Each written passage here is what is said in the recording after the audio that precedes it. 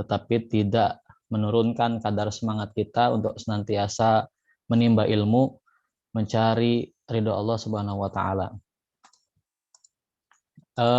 Agenda pada sore hari ini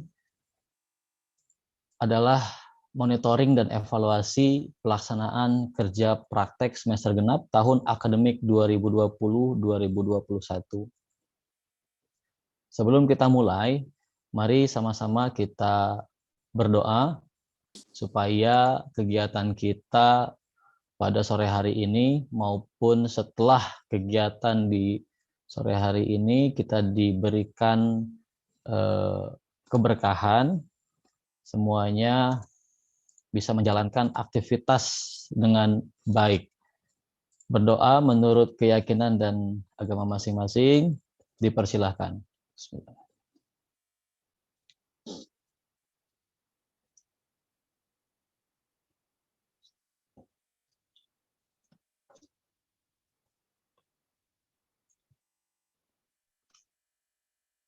Selesai. Perkenalkan, saya Ihsan Maulana. Izinkan pada sore hari ini saya akan memandu sesi diskusi antara mahasiswa dengan narasumber yang nanti akan menjelaskan informasi yang berkaitan dengan kerja praktek di lingkungan FTIK. Skema yang akan kita buat, barangkali nanti para narasumber dulu yang akan menjelaskan tentang informasi yang berkaitan dengan KP, kemudian baru kita lanjut dengan sesi diskusi. Yang pertama, kita akan mulai dengan pemaparan kerja praktek yang akan disampaikan oleh masing-masing koordinator kerja praktek. Mangga yang sudah siap untuk pemaparan barangkali Ibu Eis. Oke, Pak Ihsan, Mangga dipersilakan. Ya, mungkin dengan saya yang pertama, mohon izin untuk share screen, Pak Ihsan. Mangga Ibu. Bisa ya? Oh, masih belum bisa, Pak Ihsan. Mohon dibantu admin.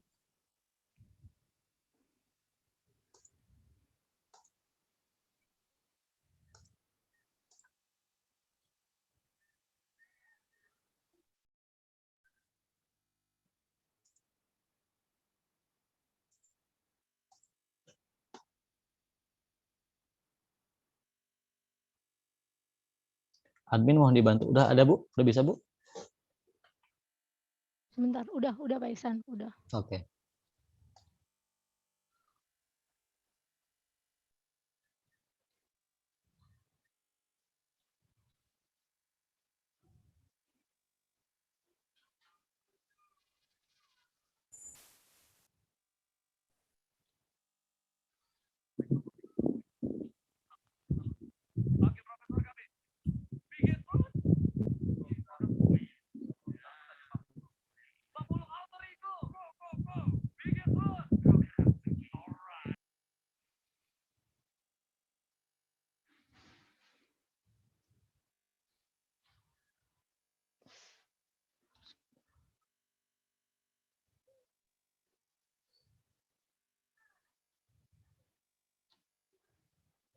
Sudah terlihat ya, Pak Ihsan dan teman-teman?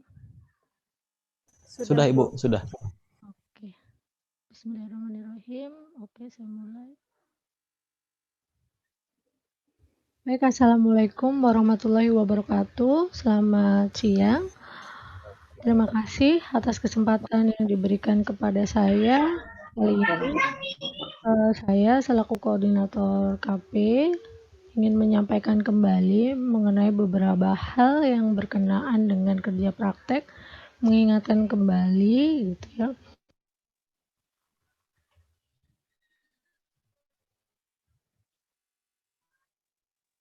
Kerja praktek dalam masa pandemi. Ya, seperti kita tahu bahwa sampai saat ini pandemi COVID-19 ini masih belum berakhir, sehingga kerja praktek pun harus tetap terlaksana walaupun dalam masa pandemi.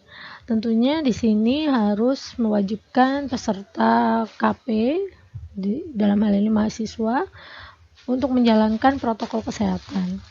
Kemudian bentuk KP ini dilaksanakan untuk pengembangan pemenuhan hak belajar mahasiswa di luar program studi dengan memaksimalkan pelaksanaan protokol kesehatan pastinya. Kemudian mahasiswa yang melaksanakan KP itu wajib mengikuti peraturan dan tata tertib yang berlaku yang ada di tempat KP masing-masing.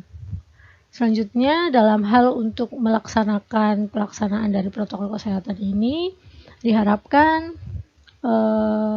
komunikasinya dapat memaksimalkan media komunikasi seperti WA maupun telekonferensi seperti itu. Nah, adapun bentuk KP yang bisa menjadi pilihan ada tiga bentuk KP. Di sini ada magang atau praktek industri yang merupakan kegiatan magang di sebuah perusahaan atau yayasan atau organisasi, instansi pemerintah maupun perusahaan rintisan atau startup. Nah, di sini bentuk yang kedua ini ada juga bisa ditawarkan proyek di desa, yaitu terlibat dalam proyek sosial dalam hal untuk membantu masyarakat di pedesaan atau di daerah terpencil guna untuk membangun ekonomi rakyat, infrastruktur, dan yang lainnya. Kegiatan ini dapat dilakukan bersama aparat desa, tentunya kepala desa dan jajarannya, kemudian BUMDes, koperasi, ataupun organisasi desa yang lainnya. Kemudian pilihan yang ketiga adalah penelitian atau riset dengan dosen ataupun dengan tim laboratorium riset di UBP. Dalam hal ini kegiatan riset akademik sesuai dengan bidang ilmu mahasiswa yang dapat dilakukan di bawah pengawasan dosen ataupun peneliti. Kegiatan ini bisa dilakukan dalam laboratorium riset UBP Karawang. Kemudian tujuan. Jadi tujuan dari pelaksanaan KP ini yang pertama yaitu pemenuhan hak belajar mahasiswa di luar program studi. Kemudian yang kedua adalah mendapatkan pengetahuan dan pengalaman kerja di lingkungan pekerjaan gitu ya. Kemudian yang ketiga adalah membangun mahasiswa yang siap dalam menghadapi tantangan dunia kerja ataupun dunia usaha. Itu adalah tujuan dari harapan bisa tercapai dengan pelaksanaan kerja praktek ini. Kemudian siapa saja yang terlibat di dalam kegiatan ini atau kegiatan kerja praktek ini? Ada empat aspek. Yang pertama jelas yaitu peserta. Peserta KP di sini merupakan mahasiswa aktif yang dimulai dari semester 5 yang memenuhi persyaratan, baik persyaratan administrasi maupun persyaratan akademik. Kemudian yang kedua komponennya adalah koordinator KP, di mana koordinator KP ini adalah dosen yang membantu program studi untuk mengkoordinir atau mengelola permasalahan mengenai kerja praktek ini. Kemudian pembimbing lapangan. Pembimbing lapangan ini adalah pegawai tetap yang diberikan tugas untuk membimbing selama mahasiswa KP tersebut bekerja di tempat KP tersebut. Yang terakhir adalah dosen pembimbing. Dosen pembimbing ini adalah dosen tetap di lingkungan FTIK yang melakukan monitoring terhadap mahasiswa yang sedang melaksanakan KP di tempat KP-nya dan membimbing dalam pembuatan laporan KP sebagai bentuk pertanggungjawaban kegiatan KP-nya. Kemudian apa yang dilakukan selama kerja praktek? Mahasiswa selama kerja praktek melakukan aktivitas bekerja purna waktu. Jadi masuk setiap hari kerja di tempat KP tersebut dan terlibat dalam kegiatan keseharian di perusahaan atau institusi tersebut dengan mengerjakan atau diberikan tugas tertentu yang umumnya dapat diselesaikan dalam pelaksanaan KP ini. Jadi ikut terjun bekerja dalam kegiatan sehari-hari ya dalam suatu perusahaan atau institusi tempat KP masing-masing. Nah, fokus KP itu apa? Fokus KP itu adalah ikut bekerja atau bekerja ya dengan tekun dan disiplin pastinya memenuhi peraturan dan tata tertib yang berlaku di perusahaan tersebut. KP-nya bukan mencari data. Jadi fokusnya itu lebih ke bekerja, bukan mencari data. Namun jika ada hal lain, misal data itu ditambahkan di laporan itu hanya sebagai hal tambahan saja, tapi bukan merupakan fokus dari pelaksanaan kerja praktek ini. Berapa lama pelaksanaan KP ini gitu? Pelaksanaan KP ini karena kita sudah mencoba, FTIK sendiri sudah mencoba untuk implementasi MBKM, sehingga pelaksanaan KP untuk tahun ini adalah 3 sampai 6 bulan. Atau disesuaikan waktunya dengan kesepakatan oleh tempat KP-nya.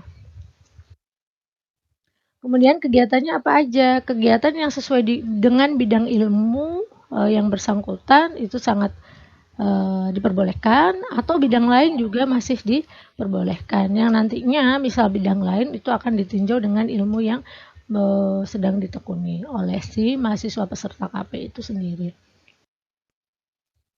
Nah, selanjutnya adalah laporan KP, di mana laporan KP ini adalah sebagai bentuk pertanggungjawaban atas dilaksanakannya KP dari mahasiswa peserta KP. Laporan KP ini ingat bukan merupakan tujuan untuk melaksanakan KP. Kemudian diharapkan laporan KP ini tidak mengganggu proses bekerja selama pelaksanaan KP di tempat KP. Jadi pesan dari kami, selama menyelesaikan laporan diharapkan untuk tidak dilakukan di tempat KP sehingga dapat mengganggu pekerjaannya. Nanti kalau membuat laporan KP atau menyusun laporan KP silahkan dilakukan di rumah atau setelah bekerja. Nah, laporan KP ini silahkan disusun sesuai dengan template di laporan KP 2021 yang bisa di-download di web FTIK tentunya ya. Di web FTIK ada template untuk laporan KP 2021. Nah, mengenai judul laporan KP, judul ini sebagai identitas tugas yang dilakukan di tempat KP. Karena identitas tugas tentunya judul ini harus sesuai dengan tugas yang diberikan pembimbing lapangan.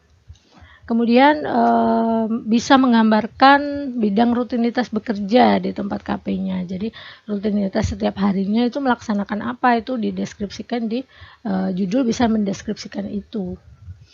Kemudian yang selanjutnya menyebutkan tempat KP yang bersangkutan, dan judul ini bukan rancangan usulan penyelesaian masalah. Ya, jadi kalau mengenai rancangan usulan itu nanti lebih ke tugas akhir setelah pelaksanaan KP ini. Jadi kalau kerja praktek ini lebih ke deskripsi pelaksanaan pelaporan kegiatan KP-nya selama 3 bulan itu ngapain aja, seperti itu.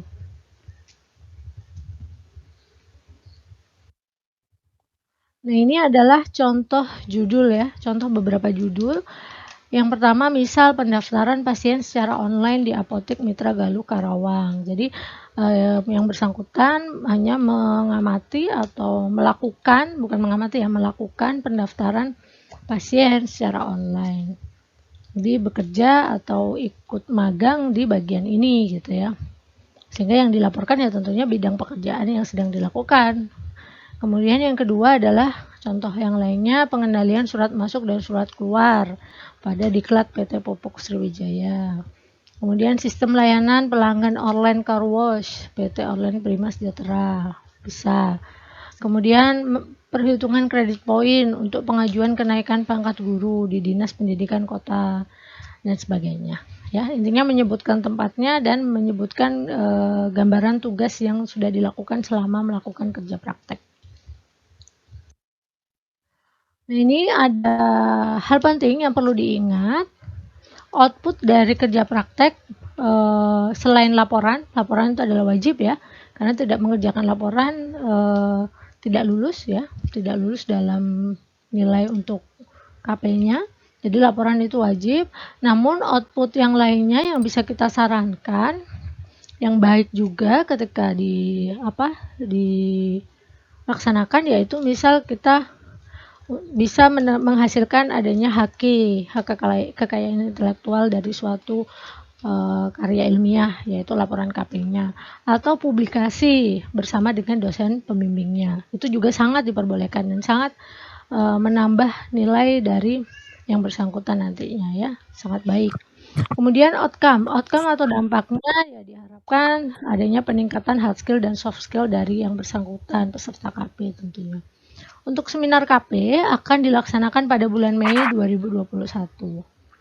Tidak seminar, tugas akhir menjadi terhambat. Iya, karena kenapa? Karena KP ini merupakan persyaratan dari tugas akhir. Jadi KP harus diselesaikan sampai selesai ya kewajibannya. Tentunya sampai selesai ya sampai seminar KP dan mengumpulkan laporannya.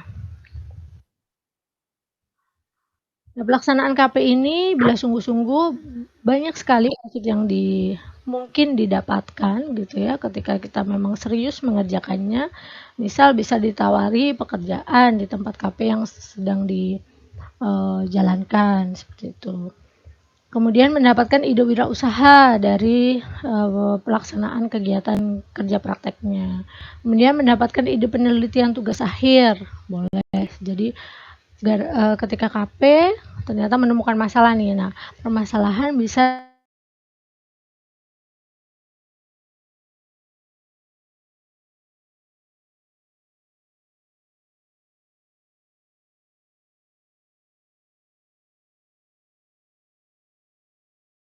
pribadi yang berintegritas.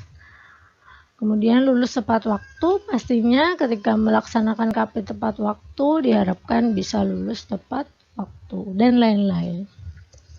Oke, terima kasih. Itu adalah beberapa hal yang perlu saya sampaikan yang berkaitan dengan kerja praktek. Mungkin selanjutnya akan dilanjutkan oleh Bu Ais ya. Terima kasih. Wassalamualaikum warahmatullahi wabarakatuh. Waalaikumsalam warahmatullahi Waalaikumsalam wabarakatuh. warahmatullahi wabarakatuh. Waalaikumsalam warahmatullahi wabarakatuh. Waalaikumsalam. Mungkin bisa dilanjut dengan Bu Ais. Baik, ini saya share screen sudah berhasil, Bu? Sudah proses, Bu, sepertinya. Nah, sudah. Sudah, Bu. Oke. Baik, Assalamualaikum warahmatullahi wabarakatuh. Waalaikumsalam Warahmatullahi Baik, wabarakatuh. saya koordinator kerja praktek di teknik informatika ya.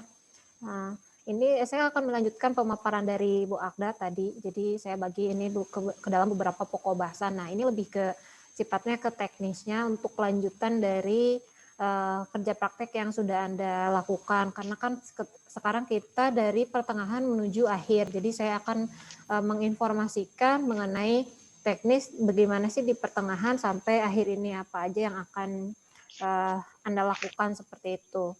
Yang pertama, saya ingin mengingatkan kembali bagi yang belum mengisi KRS terutama ya, untuk mengisi KRS supaya nanti si nilainya bisa diinput gitu. Jadi kalau Anda tidak mengisi KRS itu tidak akan bisa diinput nanti nilainya gitu ya.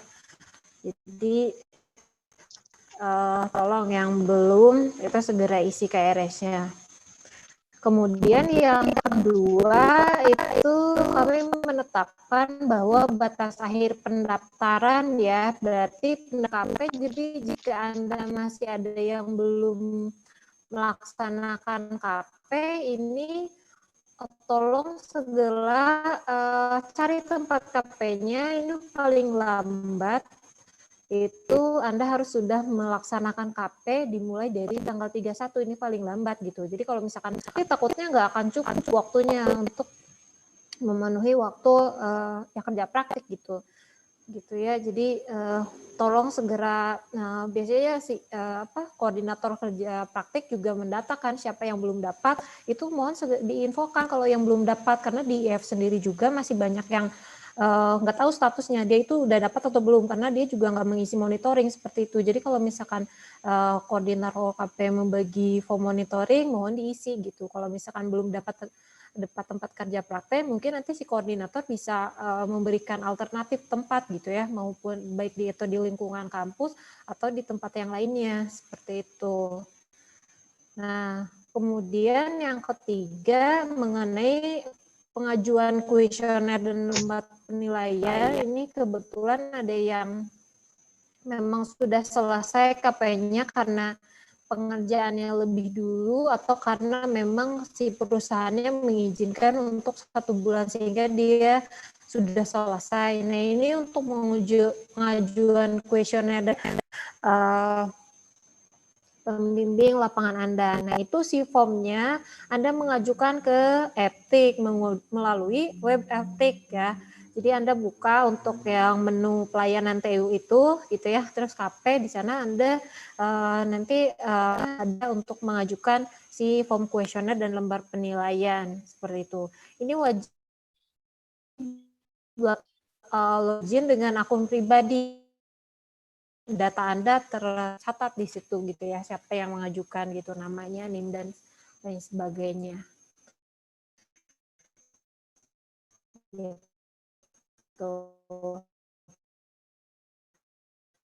Nah, kemudian yang keempat mengisi atau mengupdate formulir monitoring, membagikan form monitoring ya diisi.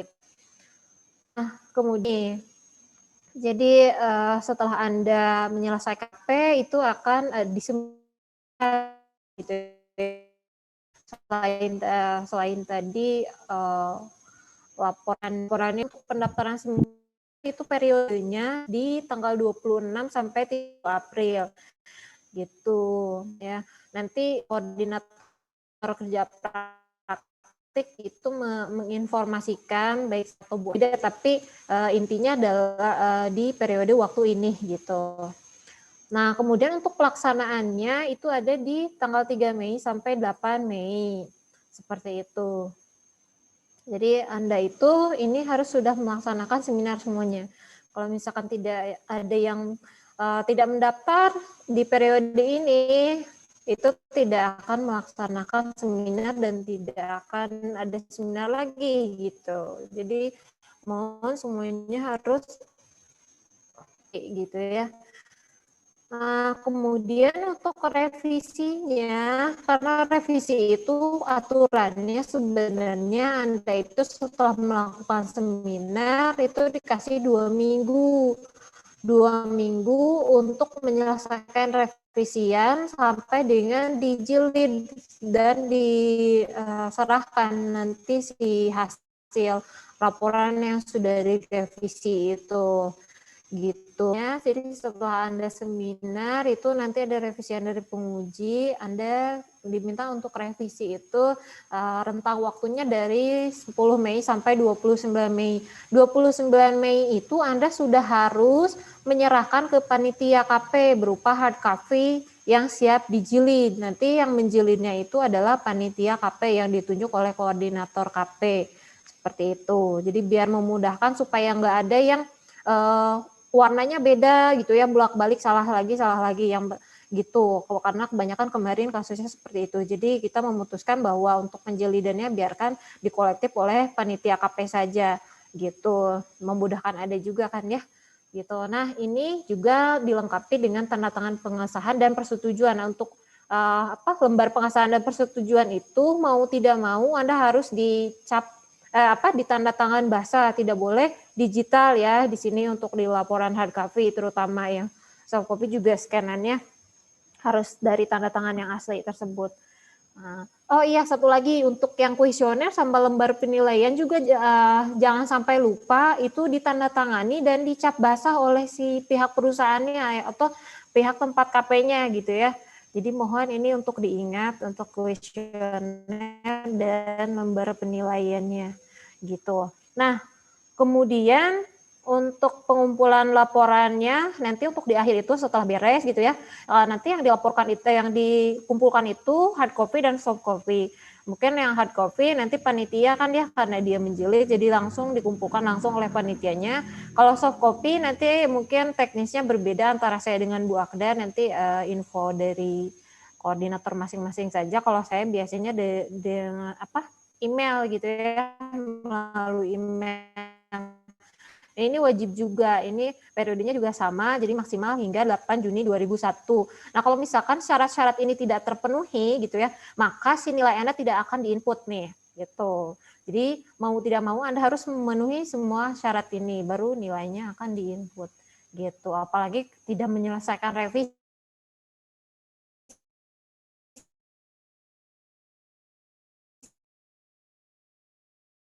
ya udah otomatis nilainya D gitu. Nah ya yang pertama ini minimal waktunya ya. Jadi Anda kalau misalkan mau mendaftar seminar itu misalkan seminar Anda itu mulainya misalkan bulan itu Anda tidak sampai nih kalau tanggal 2 ketika pendaftaran seminar diadakan itu waktu 3 bulan itu Anda belum beres gitu. Masih berlanjut gitu, itu nggak apa-apa asalkan memenuhi waktu minimal ini gitu. Jadi minimalnya dipenuhi, Anda boleh mendaftar walaupun secara waktu yang disepakati dengan tempat KP itu Anda belum selesai gitu. Tidak apa-apa. Jadi Anda seminar dulu ya sambil dilanjutkan diselesaikan kerja praktiknya seperti itu. Nah, kemudian ada minimal bimbingan ya. Ini dengan dosen pembimbing itu minimalnya 5 kali, tidak boleh kurang gitu. Jadi Anda wajib 5 kali. Nah, kemudian yang ketiga itu ketika mendaftar itu Anda mengumpulkan draft laporan KP lengkap dengan lampiran ya. Jadi lampirannya dilengkapi, ini biasanya suka ada aja yang hilang gitu ya. Nah, ini fotokopi ya, fotokopi surat pengantar, fotokopi surat diterima, kemudian buku kegiatan ya, berarti kan kita buku kegiatannya, kemudian absen bimbingannya, kemudian kuesioner dan lembar penilaian, kemudian yang terakhir ditutup dengan daftar riwayat hidup, seperti itu. Nah, untuk media seminarnya daring, kemudian untuk aturan pengumpulan laporan KP-nya, ini harus mengumpulkan hard copy maupun soft copy laporan KP yang telah direvisi maksimal 29 Mei 2021 ya, ini sama. Nah, apabila tidak mengumpulkan maka dianggap tidak menyelesaikan seminar dan mendapat nilai D gitu. Otomatis Anda mengulang lagi gitu. Nah, untuk yang keenam itu monitoring yang belum dapat KP ini ya. Penting sekali untuk Anda mengisi Google Form itu monitoring gitu, karena kita harus Anda berhak untuk mendapat untuk mengadukan, oh Bu saya belum dapat tempat KP nih gitu ya. Ya mudah-mudahan saya bisa ya diusahakan gitu. Apakah Anda nanti disalurkan ke ke tempat yang di kampus atau di mana seperti itu, atau diberi saran untuk di tempat-tempat tertentu gitu yang mudah. Tapi ini istilahnya wajib gitu untuk Anda melapor sudah dapat tempat KP atau belum. Nah, kemudian ini sedikit pemaparan lagi untuk detail laporan KP. Tadi Bu Aktu sudah menceritakan ya bahwa hasil laporan KP itu hanya berupa deskripsi kerja praktik Anda, pelaksanaan kerja praktiknya sehari-harinya ngapain aja gitu. Nah, mungkin di sini saya mencoba memaparkan lagi berdasarkan jenis kegiatan KP. Yang pertama kerja purna waktu. Di sini detail pembahasannya mungkin Anda bisa nanti di laporannya itu menjelaskan urutan dari proses kerja Anda. Ini lebih ke ini sih yang paling susah, contohnya yang special case itu biasanya misalkan yang operator gitu ya. Kemudian yang mengerjakan yang tidak ada sangkut pautnya sama sekali dengan bidang keilmuannya. Contohnya anak FT gitu ya, dia bekerja di kerja prakteknya di tempat kerjanya, kemudian tugasnya adalah packing yang benar-benar manual gitu ya, tidak ini. Terus bagaimana nanti pelaporannya? Mungkin Anda nanti bisa menuangkannya berupa urutan proses dari pekerjaan Anda. Packing itu kan pasti ada prosesnya ya, bagaimana prosesnya. Terus mungkin nanti Anda bisa tambahkan deskripsi, disangkutkan, dikaitkan dengan bidang keilmuan. Nah, kalau misalkan proses seperti ini, ya diberi usulan sedikit, mungkin nanti bisa dijadikan sistem packing yang seperti ini gitu ya, tapi tidak perlu sampai detail seperti itu. Untuk usulannya hanya diberi penjelasan deskripsi sedikit saja seperti itu. Nah, untuk yang proyek mungkin dia berupa uraian pekerjaan atau proses daripada si proyeknya gitu. Perharinya kan proyek punya alurnya sendiri ya. Nah, itu Anda bisa menuangkan laporannya itu alur proyeknya itu perharinya tuh ngerjain apa saja gitu. Nah, kemudian untuk riset juga sama, uraian pekerjaan atau proses riset. Misalkan Anda itu di kerjaan hari ini itu pekerjaannya itu menyebarkan kuesioner seperti itu. Mungkin Anda nanti bisa melaporkan bahwa pekerjaan itu menyebarkan kuesioner gitu dan bla bla bla. Kemudian ditinjau dari ini kuesioner ini masuk ke ke teknik sampling atau teknik yang apa seperti itu untuk mendapatkan data apa dan lain sebagainya. Itu jadi deskriptif saja, tidak perlu mendetail atau sampai berupa produk gitu usulan. Seperti itu. Mungkin itu saja dari saya untuk penambahan dari Bu Akda tadi. Terima kasih atas waktu yang diberikan. Mangga dilanjutkan ke acara selanjutnya, Pak Ihsan. Saya stop sharing dulu. Baik, terima kasih Ibu Akda dengan yang sudah memaparkan. Jadi sekarang mahasiswa FDIK mungkin sedikit banyak tahu ya tentang substansi daripada pengerjaan kerja praktik ya. Selanjutnya barangkali bisa diskusi sebelum ke acara berikutnya. Jadi kalau ada yang mau ditanyakan, silahkan.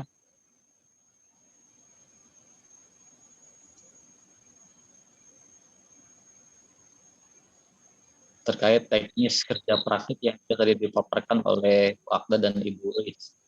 Ya, mangga. Mangga, dipersilakan. Ada yang mau bertanya. Pak, mohon Ya, siapa? Fajar dari teknik industri. Aziz Alamsyah. Pak Fajar. Ya. Untuk Google Form itu wajib, Pak? Yang tadi dijelasin sama Bu Is. Ini yang nanya siapa? Sebutkan nama sama prodinya. Samudra dari teknik industri kelas TI 18G. Ya, gimana? Untuk Google Form itu wajib, Pak? Google Form yang mana? Yang tadi dijelasin sama Bu Ois dari tabel. Oh, untuk permohonan penilaian ya, form penilaian ya? Iya. Ya, jadi kalau form penilaian itu nanti bisa diakses di web FTIK.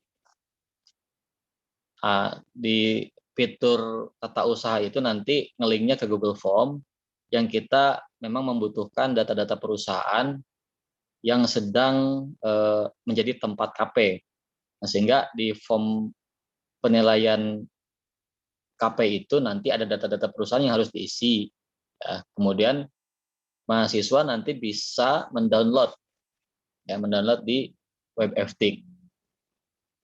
Jadi kalau tidak mengisi Google Form, ya artinya nanti nggak ada data perusahaannya atau data tempat KP-nya gitu.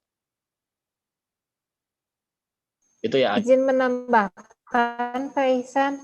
Mangga Ibu. Ya baik, Fajar. Mungkin Fajar harus tahu ya Google Form itu banyak memang banyak dibagikan. Jadi ada beberapa Fajar nggak bisa nyebut Google Form aja. Yang Ibu tadi sampaikan di sini ada monitoring, ada juga pengajuan kuesioner dan penilaian gitu ya. Nah, monitoring itu biasanya dilakukan oleh koordinator kerja praktik itu juga menggunakan Google Form. Itu biasanya pertanyaan memang kegunaannya fungsinya memang untuk monitoring si kerja praktek. Ada nggak anak yang belum dapat tempat KP seperti itu, atau